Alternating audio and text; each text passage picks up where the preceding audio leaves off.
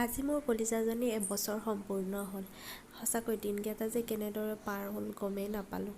চকুৰ পলকতে তাই এবছৰ হৈ গ'ল। সেই ছোৱালীজনী যে তাইকো মাতি আছিলোঁ মন্দিৰলৈ আৰু ভগৱানৰ ওচৰত শৰাই এখন দিলোঁ, তাইৰ আশীৰ্বাদ।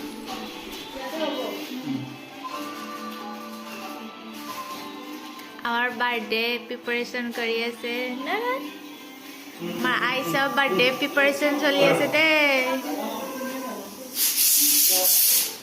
सब लोग रेडी है सवाल आपके हस्बैंड की खाली एक स्टोरी लिखा है अरे हम को तो